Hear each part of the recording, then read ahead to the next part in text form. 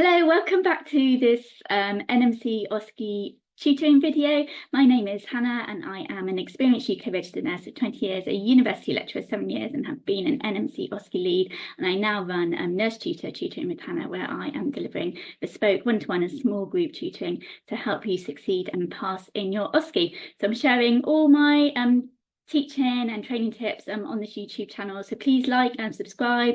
Thank you for your comments. It's great. I'll try and answer as many questions as I can. And today I'm going to go and look at the pain assessment station. So one of the clinical skills stations. Let's get started then. So the pain assessments, that makes up one of the potential 22 clinical skills that you can be tested on in your adult NMC OSCE. And it's a 6-minute clinical skills station, so not a huge amount of time. And you need to complete a pain assessment using the PQRST assessment tool and a universal pain assessment tool. And in this clinical skills station, you will actually have an actor for this station. So it's one of the only really clinical skills stations where you have an actor, consistently rather than just the mannequin.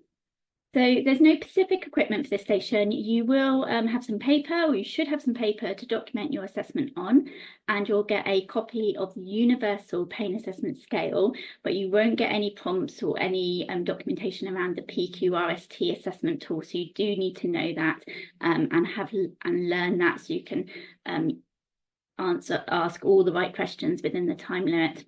The paperwork is not marked by the examiner, but I have had nurses come back to me and say that the examiner asked to look at your notes at the end. So I would advise for you to make some clear notes as you go along in this station in case the examiner asks to look at them. So you might get a simple scenario again. So with this one, we've got Brian, and he's got abdominal pain. You might have a patient that's had a fall, he's got shoulder pain, elbow pain. Sometimes that's quite common as well. And you're being asked to do a pain assessment. It might say that all your ID checks and allergy checks have been done, in which case you can just start the station by doing your hands and introducing yourself. And you'll get a copy of this universal pain assessment tool with your 0 to 10 scale, which you can show the patient during your assessment. So how would I break the station down? So I always break the stations down so I know exactly how we're going to approach them. And I've got that little mind map in my head. So when I'm nervous, I can just go back and use that mind map and help me get through the station. So you've got your key principles, as with all our stations. Again, a lot of those might be done. So just read your scenario briefing. And if they have been done, you can just start by doing your hands, introducing yourself, and moving on with your assessment. You must complete the full PQRST, so I'm going to go through that in detail and what questions you need to ask. And then there's a lot of things you need to do after your assessment, okay? So one is you need to acknowledge and try and make the patient more comfortable, maybe with positioning, pillows. The other is you need to identify the need to communicate your assessment findings to the multidisciplinary team. You need to also verbalise and identify the need for regular pain assessments. So if your patient's in a lot of pain, you should be coming back and reassessing them every 30 minutes. You need to also ask your patient actor when they last had any analgesic and whether that's been effective, and offer appropriate analgesic if they are still in pain. You also need to verbalise and indicate to the examiner that you would document the findings in your patient's notes, and also discuss your assessment and your plan of action with the patient. So key principles, so just quickly, like I said, a lot of these might say in your briefing that they've been done, but if they haven't, very quickly: safety, do your full 7 steps hand hygiene, introduce yourself using hello, my name is, confirm the patient's ID using their date of birth, hospital number verbally and with the wristband, check for any allergies, explain the procedure and gain consent. So simple explanation that you've come here, you understand they've got some abdominal pain or shoulder pain, and you've been asked to come and do a pain assessment so we can understand a bit more about the pain and how we can appropriately treat that and what interventions we can do to make you more comfortable. So we're going to start with the PQRST. So P is for provokes. So this is where you want to find out exactly where the pain is. So you could ask the patient, can you tell me where the pain is? Can you point to where the pain is? You also need to find out what makes it worse and what makes it better. Okay, so just ask those questions. Can you tell me, what makes the pain worse? It might be, when I tried to get up this morning out of bed, it got a lot worse. What things make it better? Or maybe positioning with a pillow make it better.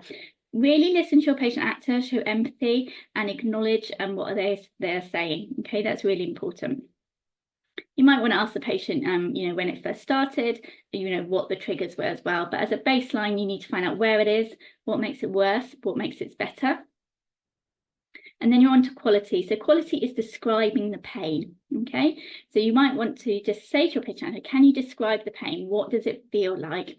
If they're struggling to answer that, you might want to offer them some adjectives to help that. So is it a sharp pain, a shooting pain, you know, a dull pain, throbbing, burning? Is it agonizing? So you want to find out what type of pain that is. So quality is all about those words and finding out what type of pain your patient is experiencing.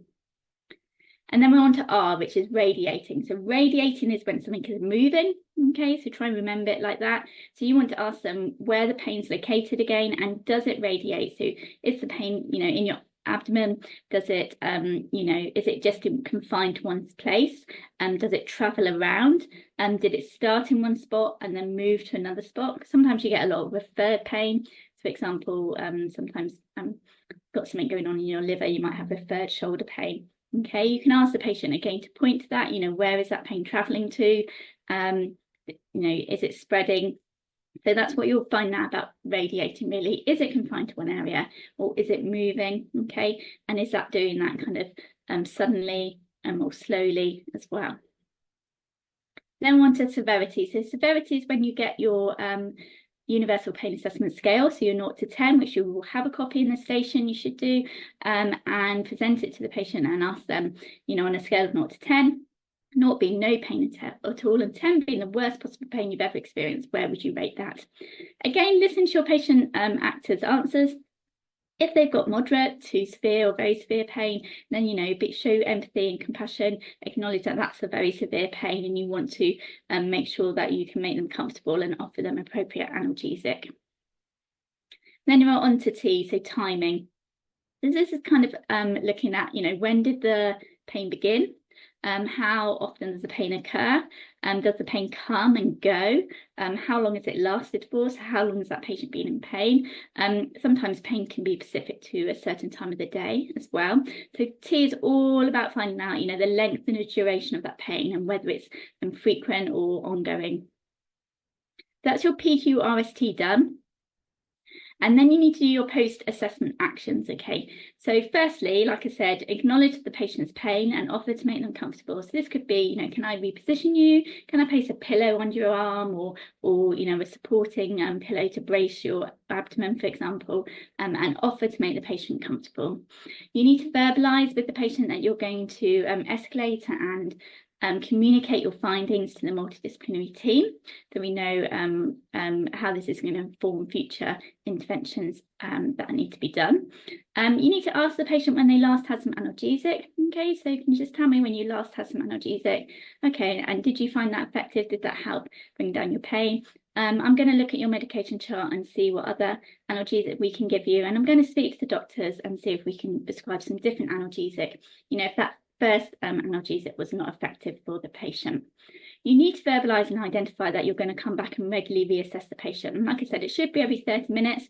We shouldn't be leaving a patient in pain for a very long time at all. And we want to come back and complete that assessment. And, you know, until their pain has settled to a pain score of 0 to 2. Also going to verbalise that I'm going to document my findings, and I'm just going to give a little summary to the patient at the end of the station.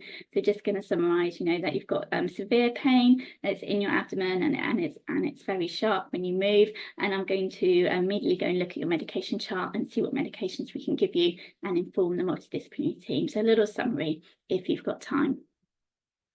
So my top tips, so to practice and verbalise this is a key verbalisation station, and the time is quite tight. So you do need to learn the PQRST and what questions you're going to ask. And bear in mind, you're going to have a patient actor, so their responses might take a little bit longer. So when you're practicing, build that into your time as well. Okay, you might have a patient actor that's distressed and crying in pain, so you need to be able to manage those issues as well if they come up. So be compassionate, show empathy. Don't forget that post-assessment interventions, like I said, so offering to reposition and support the patient, verbalising your regular reassessments, informing the multidisciplinary team and documenting the results. And don't forget to assess and offer analgesic. Those bits at the end are often forgotten in this station. So you need to get through your PQRST with enough time left to do those final bits of verbalisation at the end. Make notes as you go. The examiner might ask to see these, so just make some key notes down as you go.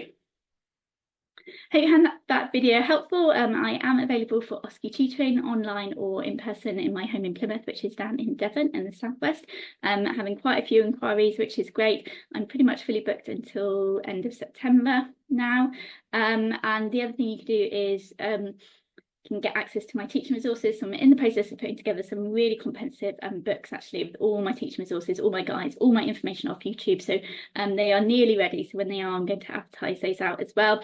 And a really good thing to do is to purchase all the resources, enjoy your practice, then come to me and practice, and I'll give you loads of feedback. So a lot of my teaching clients do that as well. I can also do mock OSCE feedback as well. So please like and subscribe, share my videos in any channels that you're in or with anyone who is supporting with their OSCE. And you can also email me at hannah.lames@outlook.com and visit my Facebook and Instagram page.